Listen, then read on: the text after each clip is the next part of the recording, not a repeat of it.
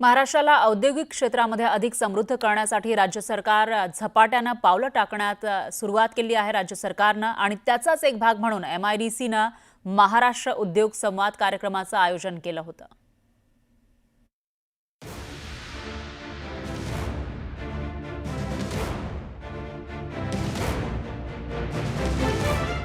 राज्याच्या औद्योगिक प्रगतीला चालना देण्याच्या दृष्टीने या कार्यक्रमाला वेगळं महत्त्व प्राप्त झालं होतं।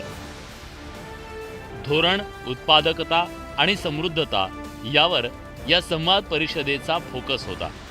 दाओसमध्ये राज्य सरकारने बड्या कंपन्यांशी करार केले, त्यामुळे राज्यात गुंतवणुकीचा मार्ग मोकळा झालाय।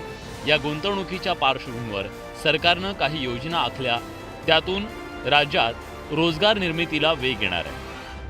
आपल्या देशाचे प्रधानमंत्री मोदीजी यांच्या पॉलिसीजमुळे आणि महाराष्ट्र सरकारच्या इन्फ्रास्ट्रक्चर पुशमुळे महाराष्ट्रामध्ये उद्योगस्नेही वातावरण तयार झालं आहे आणि म्हणून आज सर्वात जास्त देशातली इन्व्हेस्टमेंट ही महाराष्ट्रामध्ये येते। ही इन्व्हेस्टमेंट अजून कशी वाढवता येईल याकरता उद्योग विभागाने हा महाराष्ट्र इंडस्ट्री डायलॉग आयोजित केला। सरकारने राज्याच्या सर्वांगीण विकासासाठी खास नियोजन केलंय। औद्योगिक विकासात प्रादेशिक समतोल राखण्यावर भर दिला जातोय।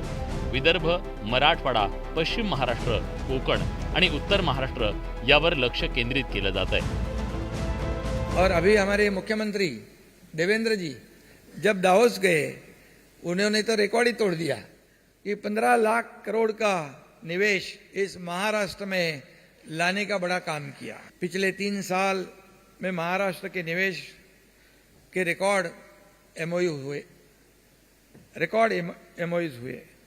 और सिर्फ MOU नहीं बल्कि उनके कन्वर्जन में भी महाराष्ट्र देश में नंबर 1 रहा है। राज्य सरकारने आयोजित केलेल्या या संवाद परिषदेत GCCM, सूक्ष्म, लघु व मध्यम उद्योग, वस्त्रोद्योग, डेटा सेंटर, अन्न प्रक्रिया उद्योग, औषध निर्मिती उद्योग, सेमीकंडक्टर, इलेक्ट्रिक वाहन निर्मिती, अंतराळ व संशोधन अशी क्षेत्रनिहाय चर्चा करण्यात आली।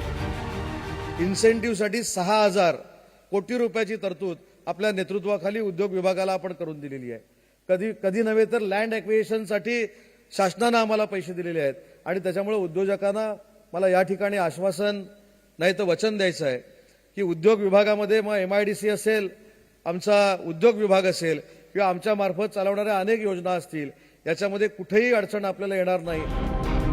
भारताने 5 ट्रिलियन अर्थव्यवस्थेच्या दिशेने मार्गक्रमण सुरू केलंय। त्यातील 3 ट्रिलियनचा वाटा एकट्या महाराष्ट्राचा असणार आहे। महाराष्ट्र उद्योग संवाद हे त्या दृष्टीने टाकलेलं महत्त्वाचं पाऊल मानलं जात आहे। व्हिडिओ जर्नलिस्ट संदीप पवारसह प्रशांत बाग, न्यूज 18 लोकमत, मुंबई। यानंतर घेऊयात एक